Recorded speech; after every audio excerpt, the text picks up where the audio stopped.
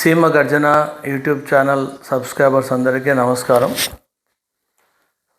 కర్నూలు చెందిన స్వామీజీ లోకనాథం గారు ప్రతి వారం మన స్టూడియోకి రావడం, అనేక అంశాల మీద మాట్లాడుతూ భిన్నమైన సందేశాలు ఇస్తున్నారు. భిన్నం అంటే వాస్తవం. అంటే చాలామంది ఏం చేస్తారంటే ప్రజలు ఏమనుకుంటారో, ఎందుకు విమర్శిస్తారేమో అని మాట్లాడే వాళ్ళు కొంతమంది అయితే ఉన్నది ఉన్నట్టు చెప్పడం నా ధర్మం అని చెప్తూ వచ్చారు. మళ్ళీ ఈ వారం మరుపు అనే అంశం మీద మాట్లాడుకుందాం, ఉన్నది ఉన్నట్టు మాట్లాడదామన్నారు. మరుపు అంటే మర్చిపోవడం. అంటే కొంతమంది మనల్ని, మన సేవలు పొందిన వాళ్ళు గుర్తుపెట్టుకోరు, కొంతమంది మర్చిపోతుంటారు. చివరికి మనం ఎంత మంచి చేసినా కూడా ఎదుటివారు అవును అబ్బా మర్చిపోయినానన్నా అంటుంటారు జనరల్గా. కాబట్టి ఇవన్నీ విన్న ఒక వ్యక్తి ఏం చేస్తాడంటే, ఎవరైనా పిలిస్తే అవునా మర్చిపోయాను నేను అన్న స్థితికి వచ్చేస్తారన్నమాట. అది మరపు అని నేను అనుకుంటున్నా. మరి స్వామీజీ గారు ఏం చెప్తారో చూద్దాం. నమస్కారం స్వామి. నమస్తే స్వామి. అహం బ్రహ్మాస్మి. స్వామి చాలా సంతోషం, మీరు మంచి మంచి ప్రశ్నలు వేస్తున్నారు. సీమ గర్జన వీక్షకులకు మరోసారి ధన్యవాదాలు. సీమ గర్జన అధ్యక్షులు గారు అయినటువంటి సత్యనారాయణ గుప్తా గారికి మనం స్వాగతించాలి. ఎందుకంటే వాళ్ళు చాలా ఓర్పుతో, నేర్పుతో ప్రజలకు ఎలా తీసుకుపోవాలనేటువంటి దాంట్లో ఆయన నిమగ్నులై ఉన్నారు. వాళ్ళకు కృతజ్ఞతలు. నమస్కారం సార్. నమస్తే సార్. ఈరోజు మనం మాట్లాడుతున్న విషయం నేనే మరుపును. అదేంటండి మర్చిపోవడం అంటే చాలా ఇది అనుకుంటారు కదా, అటెట్లా మర్చిపోతే అంటారు.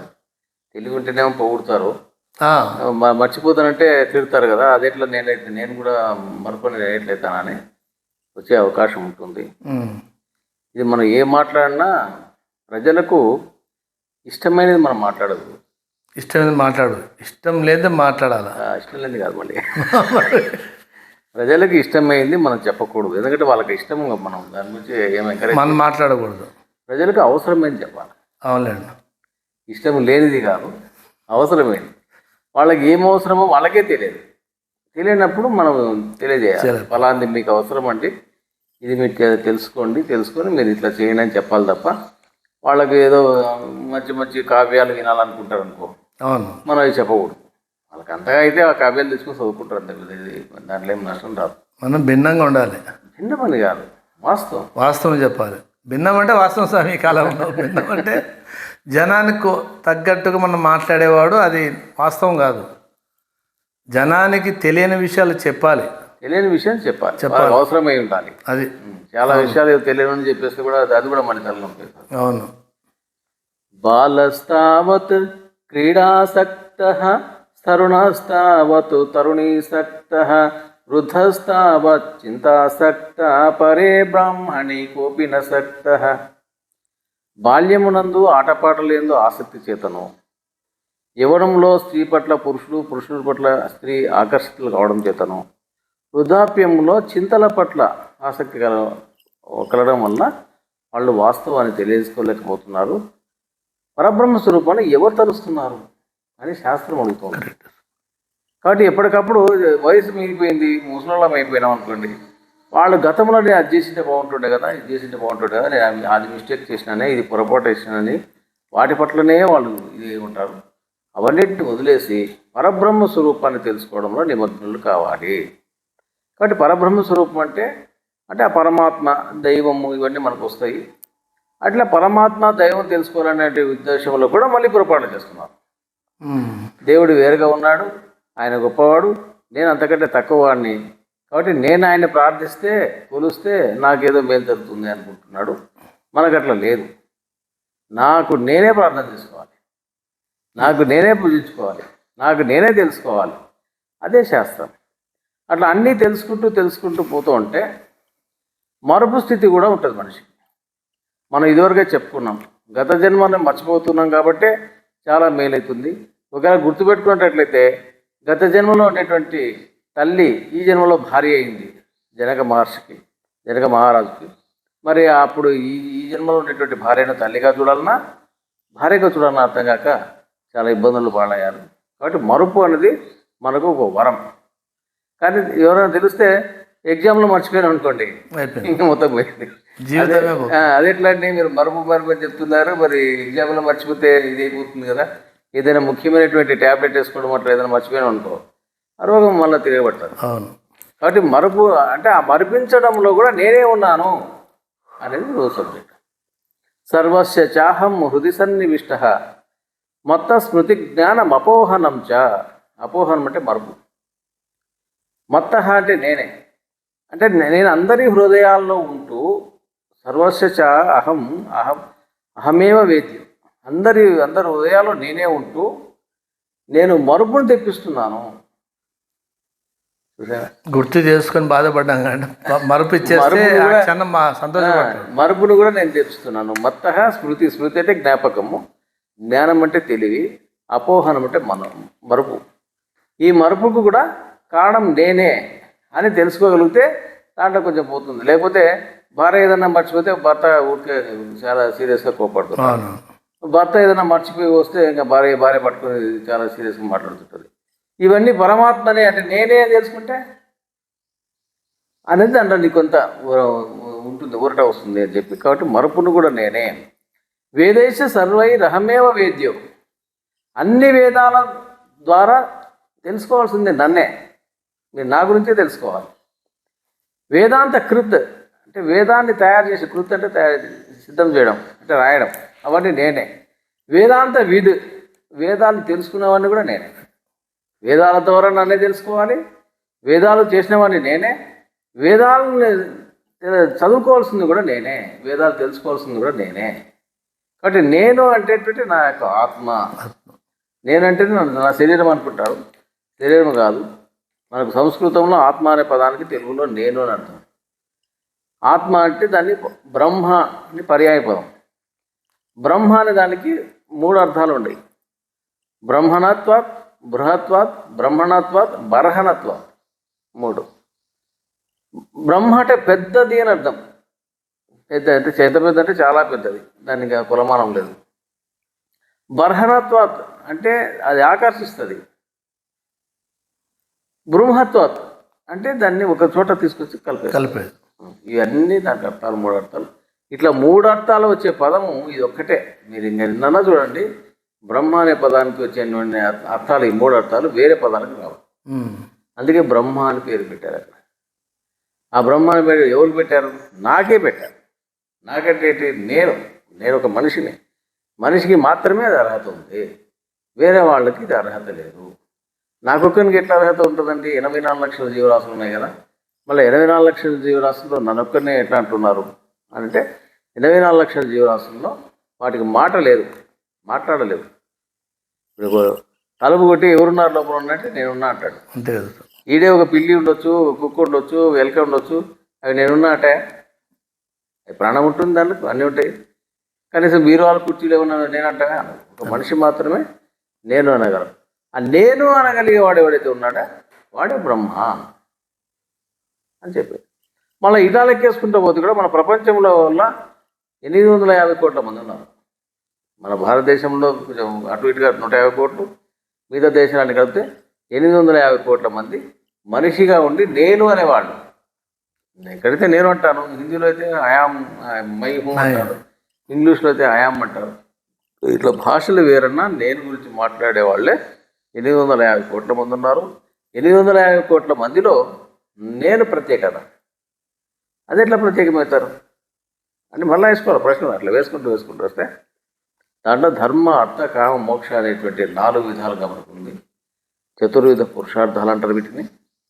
ఈ భారతదేశంలో మాత్రమే మోక్షం అనేది కలిసింది, మిగతా దేశాల్లో ఎక్కడ మోక్షం గురించి ఉండవు. వాళ్ళకు ధర్మం, అర్థ, కామం 3, మనకు 4. అందుకే మనకు పుణ్యభూమి, సనాతన ధర్మం ఇవన్నీ మనకి ఇక్కడ ఉన్నాయి. మొత్తం ప్రపంచం అంతా ఒక భవనంగా గుర్తిస్తే ఇండియా ఒకటే పూజా స్థలము, పూజా రూమ్, పూజా గది అని కూడా పోలుస్తారు.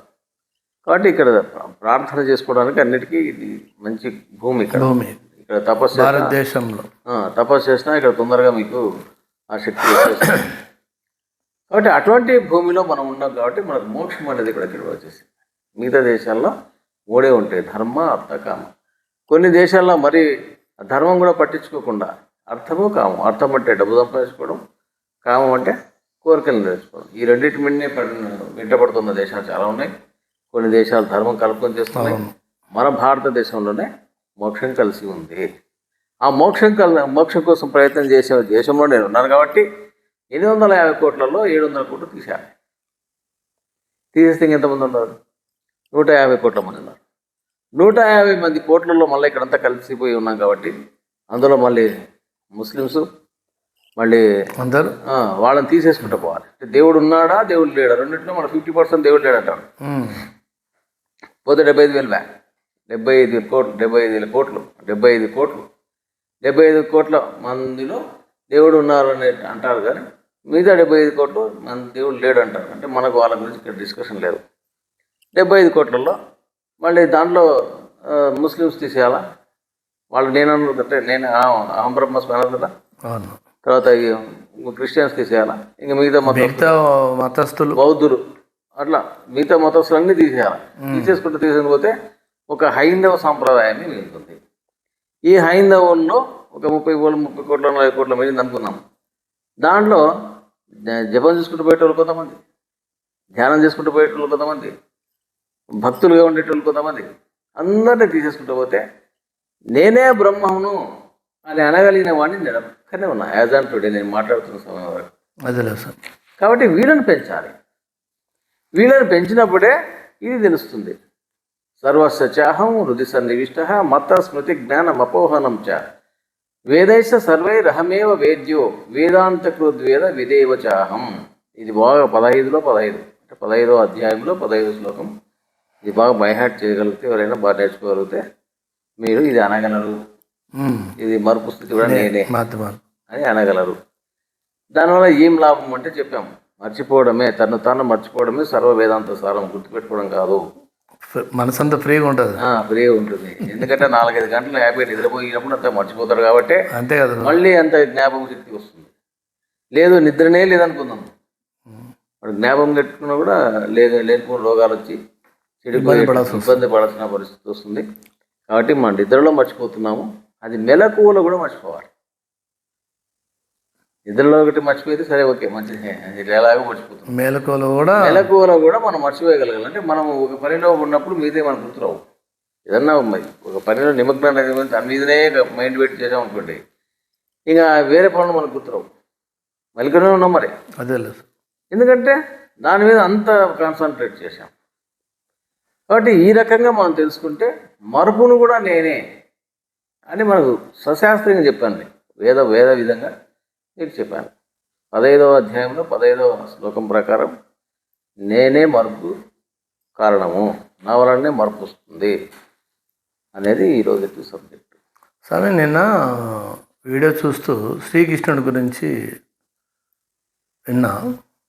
మీరు చెప్పిన మాటలు కొన్ని ఉండే దాంట్లో, నేను కొన్ని అంటే అదే నేను అడిగి, నీ వరకు నువ్వు చూసుకో, నీ ఆత్మను నువ్వు శుద్ధి చేసుకో, ఇతరుల గురించి మర్చిపో, సంతోషంగా ఉంటావు అని అంటాడు సార్.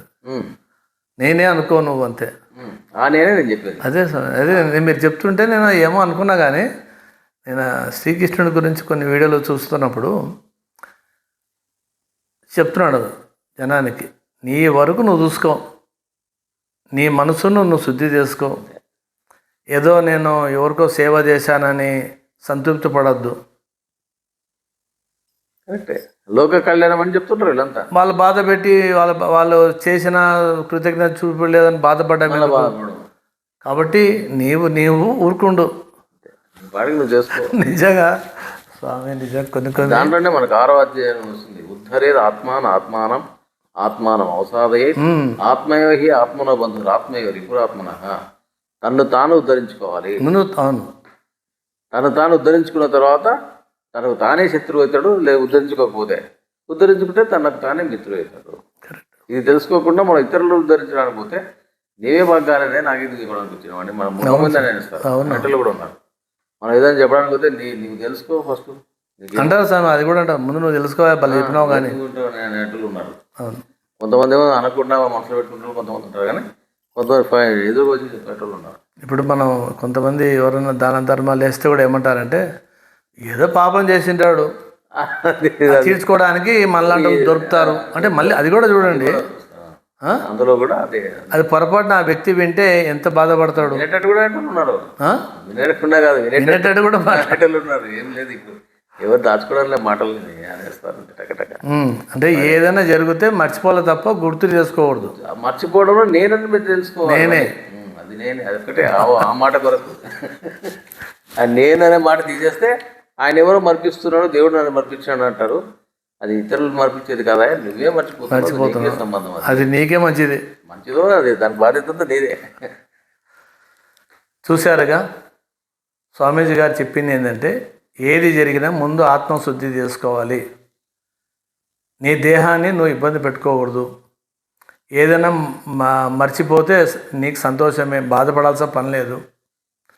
మరుపు కూడా నేనే, ఏది జరిగినా నేనే అని భావించుకొని ఉంటేనే యోగి అవుతారు అన్న మాటలు వ్యక్తమవుతుంది. చాలా సంతోషం స్వామి. అంటే నేను కూడా కొన్ని విషయాలు తెలుసుకుంటాను. మీరు ఎప్పుడైనా నేనే అంటే ఏంది నేనే అంటున్నాడు స్వామి అని అనిపిస్తుంది నాకు. కానీ కొన్ని వీడియోలు చూస్తున్నప్పుడు శ్రీకృష్ణుడి గురించి మొన్న ఏదో వీడియో ఉంటే అంటే ఇదే అంటాడు ఆయన. ఆయనకు పడిన నిందలు, అవమానాలు, కష్టాలు ఇంత అంత కాదు ఆయన. కానీ ఆయన ఏనాడు కూడా బాధపడాలి, ఏదో నవ్వుకుంటూ వెళ్ళిపోయినాడు ముందుకు అంతే. పుట్టింది ఎక్కడ, పెరిగింది ఎక్కడ, ఎన్ని అవమానాలు. మేనమామ కూడా చంపడానికి ప్రయత్నం చేశా, ఎన్ని నిందలు వేసినారు ఆయన మీద. వేసినా కూడా ఆయన సర్వం నేనే అంటాడు ఆయన. నేనే. సంతోషం అండి. ఈ మనకు సీమగర్జన వీక్షకులకు స్వాగతం, సుస్వాగతం. ఆ శ్రీకృష్ణుడు అని ఏదైతే అంటున్నారో ఆ శ్రీకృష్ణుడు కూడా నేనే. అహం బ్రహ్మాస్మి. చాలా సంతోషం సార్.